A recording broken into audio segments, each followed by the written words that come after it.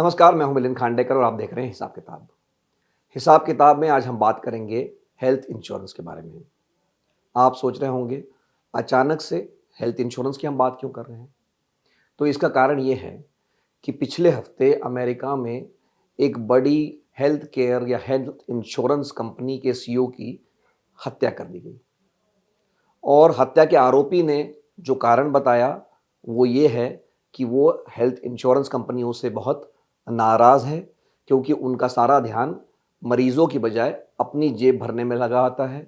वो अपना प्रॉफ़िट बढ़ाना चाहते हैं और मरीज़ों की बिल्कुल परवाह नहीं करते हैं। तो अगर आपके पास हेल्थ इंश्योरेंस हो और दुर्भाग्य से कभी आपको अस्पताल जाना पड़े या आपका कोई करीबी अस्पताल में भर्ती हो जाए, तो आपको भी काफ़ी मशक्कत करनी पड़ी होगी जब आप एक क्लेम सेटल करने जाते हैं। मतलब हेल्थ इंश्योरेंस कंपनियां जब आपको पॉलिसी बेचती तब तो बड़े बड़े वादे करती है, लेकिन कभी दुर्भाग्य से ऐसी नौबत आ जाए जब किसी को अस्पताल में जाना पड़े, तो क्लेम सेटल करने में बहुत दिक्कत होती है, पूरे पैसे नहीं मिलते हैं। तो ये पूरी दुनिया भर में हेल्थ इंश्योरेंस कंपनियों से शिकायत रहती है मरीजों की, ग्राहकों की, और यही शिकायत एक हत्या का कारण बनी है। हालांकि मैं स्पष्ट कर दूं कि इस नाराजगी के कारण हत्या करना कहीं भी जायज नहीं ठहराया जा सकता। तो पहले मामला समझ लीजिए कि हुआ क्या है। यूनाइटेड हेल्थ केयर बहुत बड़ी इंश्योरेंस कंपनी है अमेरिका में। 5 करोड़ लोगों को वो इंश्योरेंस देती है। टर्नओवर है $281 बिलियन, $281 बिलियन इसका टर्नओवर है। इस कंपनी के सीईओ ब्रायन थॉमसन थे।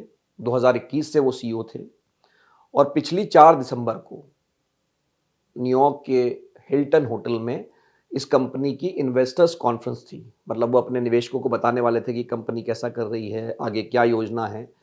तो वो एक कॉन्फ्रेंस के लिए जब वो सुबह सुबह वहां जा रहे थे, तो उनकी गोली मारकर हत्या कर दी गई। थॉमसन का कार्यकाल अच्छा माना जाता था, क्योंकि 2021 में जब वो सीईओ बने थे, तब यूनाइटेड हेल्थ केयर का जो प्रॉफिट था वो $12 बिलियन था और अब जो है वो $16 बिलियन हो गया है। मतलब एक तरह से कंपनी का बिजनेस अच्छा चल रहा था।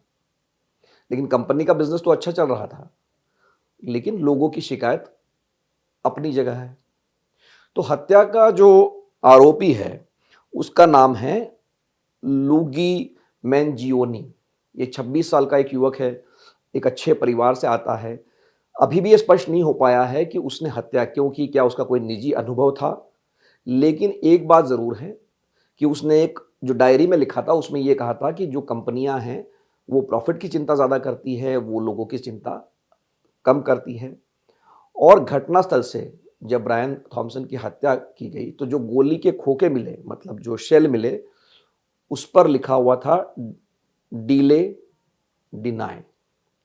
तो अमेरिका के जो हेल्थ इंश्योरेंस सेक्टर में ये बात बड़ी प्रचलित है कि कंपनियां जो है पहले तो आपका क्लेम डिले करती हैं, फिर डिनाई कर देती है, और आखिर में ये जो डिले और डिनाई है उसको जस्टिफाई करती है, यानी उसको डिफेंड करती है, चाहे कोर्ट कचहरी में जाना पड़े, लेकिन वो आपको क्लेम नहीं देती है।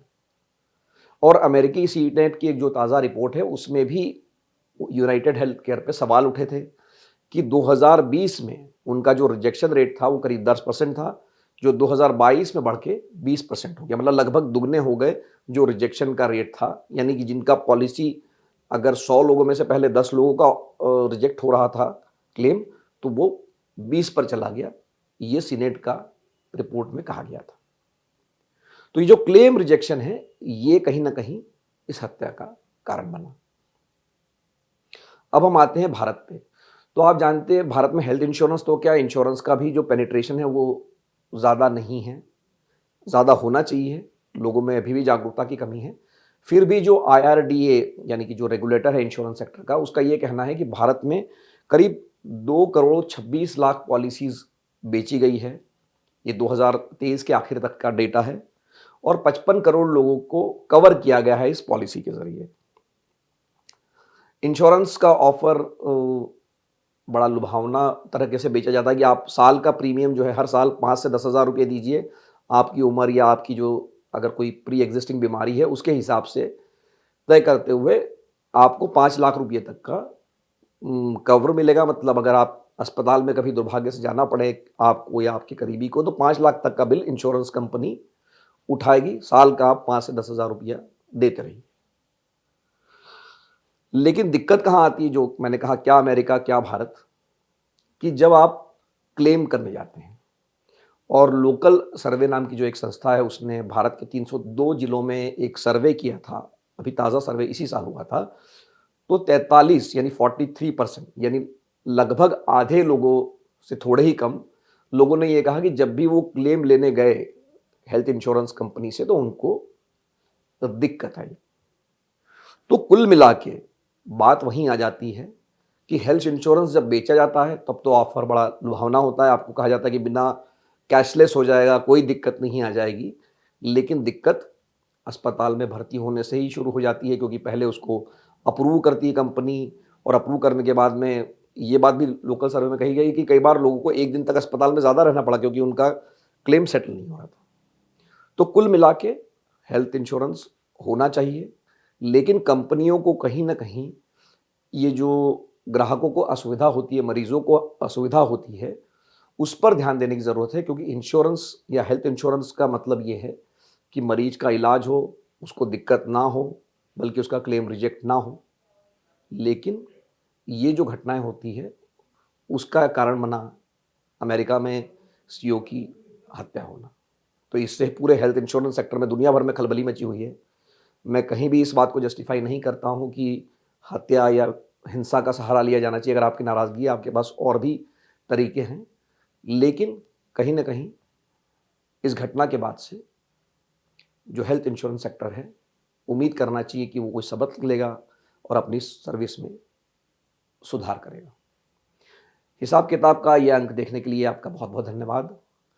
आपके अगर कोई सवाल है तो कमेंट बॉक्स में लिख कर भेजिए। मैं कोशिश करूँगा उन सवालों के जवाब देने के लिए। और अगर आपको ये वीडियो पसंद आया तो इसको लाइक कीजिए और अपने दोस्तों से शेयर कीजिए। एक बार फिर से हिसाब-किताब देखने के लिए बहुत-बहुत धन्यवाद।